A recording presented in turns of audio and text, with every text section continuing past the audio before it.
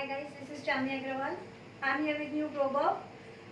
आज का प्रोवर्ब जो है वो हिंदी में हम बहुत बार बोलते हैं। कोई व्यक्ति जो होता है वो अपनी ज़िंदगी किस तरह से चला रहा है, तो वो उसको पैसे की ज़रूरत है, समझ लो, तो वो किसी से पैसे उधार लेता है और उससे 1 महीने का समय दे देता है कि मैं 1 महीने बाद वापिस कर दूंगा। फिर 1 महीना जब हो जाता है तो उसके पास अगर नहीं है पैसे वापस करने के लिए, तो वो क्या करेगा, वो दूसरे से, किसी और से 1 महीने के लिए पैसे लेगा और पहले वाले को दे देगा। और फिर जब दूसरे वाले का डेट आएगा तो तीसरे से लेके दूसरे को दे देगा। इस तरह से कुछ लोग जो होते हैं वो अपनी पूरी जिंदगी गुजार सकते हैं। तो हम इसके लिए, इसको एक टाइटल देने के लिए, अगर कोई इस टाइप का व्यक्ति है तो उसको एक टाइटल देने के लिए हम बोलते हैं कि वो कैसा है, इसकी टोपी उसके सर, इसकी टोपी उसके सर। इस तरह से वो जिंदगी जीता है। तो इसके और उसके लिए इंग्लिश में 2 नाम यूज कर लिए गए हैं प्रोवर्ब को बताने के लिए। एक है पीटर और एक है पॉल। ओके, वर्ड्स है यूज कर रहे हैं हम कि पीटर से चोरी करना और पॉल को दे देना। ठीक है, तो चोरी करने के लिए हम वैसे तो थेफ्ट यूज करते हैं, लेकिन उससे भी बड़ी चोरी के लिए हम रॉबरी यूज करते हैं और वर्ब उसका होता है रॉब। ओके, तो प्रोवर्ब बनता है to rob Peter and to pay Paul. Got it? Okay, now guys, this lecture is of article writing. Okay, what do you mean by article? article आपने बहुत बार देखा होगा कि हम न्यूज़पेपर पढ़ते हैं, मैगजीन्स पढ़ते हैं, उसके अंदर हमको बहुत बार मैक्सिमम टाइम्स हम वो जो उसके जो फॉर्मेट्स होते हैं न्यूज़पेपर के या मैगजीन के, वो in the way of articles होते हैं। आर्टिकल्स का मतलब क्या होता है? किसी भी चीज के बारे में इंफॉर्मेशन शेयर करना। ओके, अब किस तरह से आप इंफॉर्मेशन शेयर कर रहे हो, वो इंफॉर्मेशन कोई भी हो सकती है, किसी चीज की न्यूज हो सकती है। ओके, तो इस तरह से जब हम आर्टिकल एक पर्टिकुलर वे में कहा जाए तो एक इंफॉर्मेशन जब हम शेयर करते हैं तो उसको हम एक आर्टिकल के जरिए हम लोगों को बताना चाहते हैं कि हम क्या सोच रहे हैं उसके ऊपर, या हमारे व्यूज क्या है, या हमारे पास इंफॉर्मेशन क्या है that I want to share with you. तो आर्टिकल जो होते हैं वो बहुत ही इंपॉर्टेंट होते हैं। अब हमको ये समझना जरूरी है कि आर्टिकल जो है वो सीए, अगर हम सीए बन जा रहे हैं तो उसमें आर्टिकल की ज़रूरत क्या है। ओके, बहुत बार ऐसा होता है, जैसे हमारे हेड है वो हमको बोलते हैं कि भाई आप एक रिपोर्ट बनाओ। ठीक है, आप एक ऐसा करो, एक रिपोर्ट, हम रिपोर्ट राइटिंग पे आगे पढ़ने वाले हैं, तो आपको बहुत सारी फॉर्मल रिपोर्ट्स लिखनी पड़ती है और उन्होंने बोला कि आप एक रिपोर्ट बनाओ यूजिंग दिस आर्टिकल। ओके, ये न्यूज़पेपर में आर्टिकल आया था या ये मैगजीन में आर्टिकल है, जनरल ऐसे बुक में कोई आर्टिकल लिखा है, तो use this article and make a report writing. So every you can say the writing skill is connected with each other. तो बहुत ही ज़रूरी हो गया है अब हमको ये समझना कि हमको किस वे में लिखना है। एक खूबसूरती, एक लैंग्वेज की जो ब्यूटी आपको यूज करनी है, कोई भी writing skill, okay, any writing skill you are writing, you have to use all the elements of writing. Okay, so what are the elements of writing? It is language. Okay, grammar आपका बहुत अच्छा होना चाहिए उसके अंदर, क्योंकि ये English का पेपर है तो आप ये नहीं कर सकते कि ग्रामर आप किसी भी तरह से लिखेंगे तो आपको मार्क्स मिल जाएंगे। डेफिनेटली मार्क कट होंगे, ग्रामर के भी मार्क कटेंगे, उसमें डिडक्ट होते हैं। ओके, एंड और एक चीज जो अच्छी आपको देखनी है, कोई भी राइटिंग स्किल आप लिख रहे हैं, पंचुएशन बहुत ही जरूरी है। where to give comma, where to give full stop, okay, whether the sentence is exclamatory sentence or you want to ask some question in that sentence. So each and everything of punctuation you have to see in the article, any writing skill. Okay, so आपको ये सब चीजों का ध्यान रखना है। और language की ब्यूटी, अब लैंग्वेज की ब्यूटी क्या है? ओके, लैंग्वेज किस तरह से आप ब्यूटीफुल बना सकते हैं।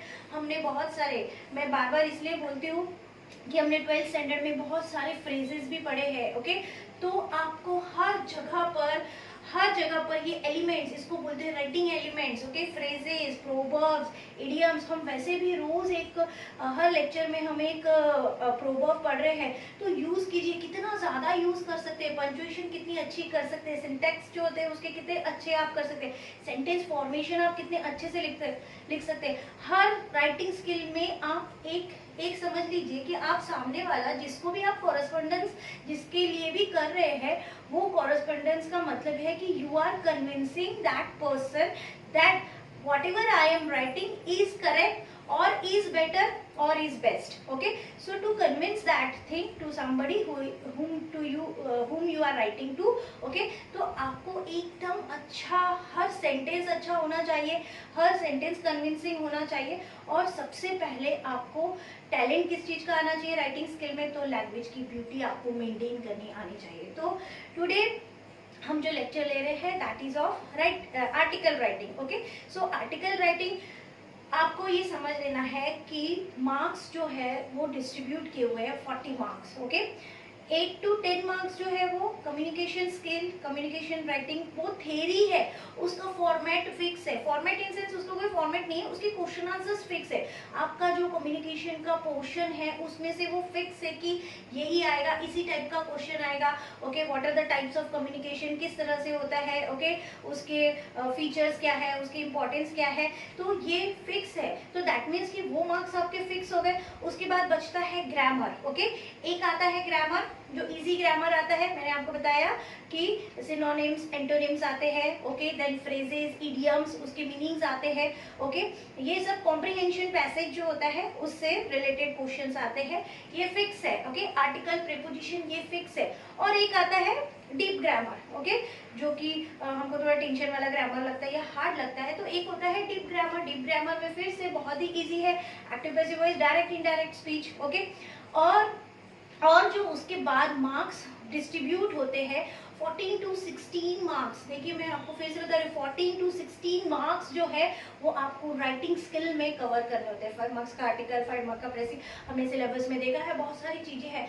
तो इसका मतलब है कि इसमें इंग्लिश में ये जो बिजनेस कॉरेस्पॉन्डेंस उन्होंने दिया है उसमें आप मैक्सिमम मार्क्स कवर कर सकते हैं, जो कि आपको डर लगता है कि आप लॉ लेंदी है इसलिए उसमें नहीं कर पाते, तो इजी कीजिए उसको, क्योंकि ये जो हम राइटिंग स्किल सीख रहे हैं इसके फॉर्मेट फिक्स है। ओके, इसके फॉर्मेट फिक्स है कि आपको कोई भी राइटिंग स्किल किस तरह से लिखनी है, इसी फॉर्मेट में लिखनी है, फॉर्मेट्स के ऊपर मार्क्स होते हैं। ठीक है, समझ में आ रहा है? तो that is very easy, so go for it. Okay, आज हम आर्टिकल की बात करेंगे। आर्टिकल का मतलब होता है आपने न्यूज़पेपर सामने लेकर आना है। ओके, न्यूज़पेपर में क्या होता है, ऊपर एक हेडिंग लिखी हुई है। ओके, क्या लिखा हुआ है, एक हेडिंग लिखी हुई है। उसके बाद उन्होंने लिखा है कि किसने लिखा है ये आर्टिकल। ओके, मैगजीन्स में वगैरह ऐसा लिखा होता है कि बाय। ओके, बाय मतलब you have to write the name कि किसने लिखा है ये आर्टिकल। उसके बाद आपको डायरेक्टली पैराग्राफ स्टार्ट करना होता है। पैराग्राफ जो होते हैं contents, they are called contents. Okay, paragraph जो होते हैं तीन, it is distributed in three form. Okay, 3 paragraphs. Okay, first paragraph is introductory paragraph. Introductory paragraph का मतलब क्या होता है, you have to give the introduction of topic. Okay, then second जो पैराग्राफ है that is the main body. Okay, तो उसमें आपको डिटेल्स देनी पड़ती है। और थर्ड जो होता है वो होता है concluding para. Okay, concluding para, उसके अंदर अभी हम उसकी डिटेल्स देखेंगे कि किस तरह से आपको फर्स्ट पैरा लिखना है, सेकेंड पैरा में क्या क्या लिख सकते हो और थर्ड पैरा में क्या क्या लिख सकते हो। Got it? ओके गाइस, बात करेंगे एक एग्जांपल के थ्रू, इसको फॉर्मेट को समझ लेंगे। ओके, फॉर एग्जांपल कि हमने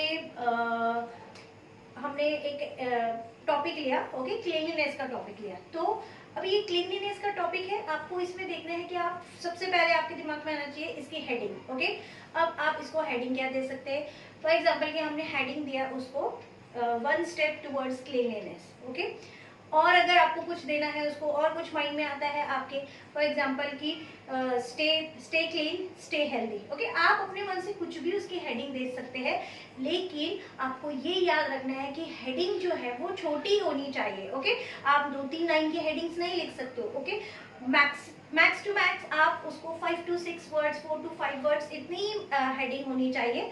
ओके, अगर आप बहुत बड़ी हेडिंग लिखते हो तो पढ़ने में थोड़ी दिक्कत होती है। और कैसी होनी चाहिए हेडिंग, कैसी होनी चाहिए, कैची होनी चाहिए। कैची का मतलब क्या होता है, अट्रैक्टिव होनी चाहिए, कि जैसे ही कोई उसको पढ़ता है तो उसका मन करना चाहिए कि नहीं ये पढ़ना चाहिए, इसके अंदर क्या है, तो उसको कैची बोलते हैं, है ना। ओके, तो इस तरह की हेडिंग होनी चाहिए कि वो कैची हो, अट्रैक्टिव हो, ताकि सामने वाले को उसके अंदर का जो डिटेल्स है उसको पढ़ने का मन करे। ओके, उसके बाद बाय लिखना है। बाय मतलब कि जो भी लिख रहा है वो आर्टिकल, उसका नाम आएगा। अब हम सबसे इम्पॉर्टेंट चीज जो है कि उसके जो पैराग्राफ्स होते हैं उसको हमने 3 इसमें डिवाइड किया है। Okay, first introductory paragraph, second जो है उसको उसकी details, okay, body, main body जो होती है, उसके बाद थर्ड हमने देखा था कंक्लूजन। अब हम बात करेंगे कि इंट्रोडक्टरी पैराग्राफ में आप कैसे, मतलब मैक्सिमम जो बच्चे होते हैं उनको ये प्रॉब्लम आती है, स्टार्ट की प्रॉब्लम आती है उनको। ओके, कोई भी राइटिंग स्किल आप कर रहे हो, कोई भी any writing skill, I am not just talking about the article writing. Okay, कोई भी आप राइटिंग स्किल कर रहे हो, उसकी 2 लाइन्स जो होती है, इंट्रोडक्टरी पैराग्राफ जो होती है, उसकी फर्स्ट 2 लाइन्स जो होती है वो आपको स्टार्ट जो करना है वो एक कोट से स्टार्ट करना है, या फिर अगर आपको कुछ नहीं आता है, कहीं पे भी समझ में नहीं आ रहा है, तो जो भी वर्ड आप है या जो भी टॉपिक आप लिख रहे हो उसकी डेफिनेशन लिखो, उसका मीनिंग लिखो कि what do you mean by that. जो भी टॉपिक ले रहे हैं उसकी डेफिनेशन से स्टार्ट करो। हमेशा इजी होता है कि कोई भी राइटिंग स्किल है, जो भी आप लिख रहे हो उसकी डेफिनेशन से स्टार्ट कर दो अगर आपको कुछ नहीं आ रहा है। पर यहाँ पर आपको जरूरत होती है एक लैंग्वेज की ब्यूटी की। ओके, तो वो जो ब्यूटी एलिमेंट्स हमने देखा है वो यहाँ पर आपको यूज करना है, एक आधे कोट से, फ्रेज से, ओके, या फिर एक आधे प्रोवर्ब से यूज करना है। ओके, तो इस तरह से आप उसको स्टार्ट कर सकते हो। छोटा सा लिखना है, 3-4 लाइन का इंट्रोडक्टरी पैराग्राफ लिखना है। मेन जो लिखते हैं वो हम बॉडी, मेन बॉडी में आ जाएगा, यानी सेकेंड पैराग्राफ को आपको स्टार्ट करना है। अब उसमें हम क्या क्या लिख सकते हैं, उसमें हम लिख सकते हैं उसके कॉजेस, ओके, किस वजह से होता है। फॉर एग्जांपल अभी हमने क्लीनलीनेस का लिया, तो क्लीनलीनेस जो होती है वो गंदगी क्यों होती है, ओके, क्लीनलीनेस के एडवांटेज क्या है, उसको अगर नहीं अगर क्लीनलीनेस नहीं रखते तो उसके डिसएडवांटेजेस क्या है, ओके, तो कॉज क्या होते हैं, उसके इफेक्ट्स क्या होते हैं। जब भी आप सेकेंड पैराग्राफ लिखते हो, डिटेल्स लिखते हो, तो उसमें ये 4 पॉइंट्स आपको इंक्लूड करने होते हैं। ओके, उसके बाद थर्ड आता है कंक्लूजन। अब कंक्लूजन में क्या है, कंक्लूजन में आपको किसी से कंपेयर नहीं करना है। Okay, you don't have to compare कि भाई तुम ऐसा कर रहे हो इसलिए ऐसा हो रहा है, या आपको कुछ भी निगेटिव नहीं लिखना है। कंक्लूजन हमेशा कैसा रहता है, कंक्लूडिंग पैराग्राफ हमेशा अच्छा होना चाहिए, स्टार्ट अच्छा होना चाहिए, एंड अच्छा होना चाहिए। ओके, 2 प्रोवर्ब है हमारे पास, well begun is half done और all is well that ends well. तो स्टार्टिंग भी अच्छी होनी चाहिए, एंड भी अच्छा होना चाहिए। तो एंड अच्छा होने के लिए you don't have to criticise anybody, आपको किसी को जिम्मेदार नहीं ठहराना है, आपको किसी को गलत नहीं बोलना है। तो फिर आप क्या करोगे, कंक्लूजन में क्या लिखोगे, कंक्लूजन में आपको अपने व्यूज देने की, मुझे ऐसा लगता है सजेशंस, ओके, सजेशंस, उसकी रेमेडीज, आपको क्या लगता है कि भाई क्लीनलीनेस आप किस तरह से रख सकते हो। मुझे ऐसा लगता है कि मेरे व्यूज है कि लोग इस तरह से करेंगे तो अच्छा होगा, या फिर मैं ऐसा करना चाहता हूँ। तो आपको उसके अंदर कंक्लूजन में आपके सजेशंस देने, कोई निगेटिविटी कहीं पे भी, कोई भी राइटिंग स्किल आप करते हो तो लिखते हो तो आपको ये ध्यान में रखना है कि उसमें कोई निगेटिव सेंटेंसेस नहीं होने चाहिए, किसी को वो तकलीफ देने वाले नहीं होने चाहिए। जब आप इस तरह से उसको पॉजिटिविटी से मेंटेन करते हो कोई भी राइटिंग स्किल को, तो वो बेस्ट हो जाती है। ओके, तो फिर से मैं आपको इतना ही बोलना चाहूंगी, और मैं आपको कुछ टॉपिक्स भी देती हूँ। हम कुछ आर्टिकल्स में इसके बाद पेज पे आपने देखना है। ओके, और कोशिश करना है, लिसन, अगर आप प्रैक्टिस करना चाहते हैं 2 या 3 आर्टिकल, कोई भी टॉपिक ले लीजिए, फॉर्मेट आप यही यूज कीजिए, 2 या 3 आर्टिकल आप लिखिए। ओके, और अगर आप चाहते हैं तो उसको अपलोड कीजिए। ओके, मुझे बताइए, मैं उसको चेक भी कर सकती हूँ। ओके, लेकिन आप 2 या 3 आर्टिकल जैसे ही लिखते हैं तो ये समझना है आर्टिकल राइटिंग आपकी एकदम परफेक्ट हो जाती है। सिर्फ 2 या 3 आर्टिकल ही लिखने, क्योंकि हमको लगता है कि अरे इतना सही है क्या फॉर्मेट, लेकिन लिखते वक्त हमको पता चलता है कि हम ऐसा लिख पाएंगे कि नहीं लिख पाएंगे, ये लिख के ही आपको पता चलेगा। सो थोड़ा सा रिक्वेस्ट है कि प्रैक्टिस के लिए 2 या 3 आर्टिकल जरूर लिखना है। Okay, thank you for now, bye, have a nice day, take care.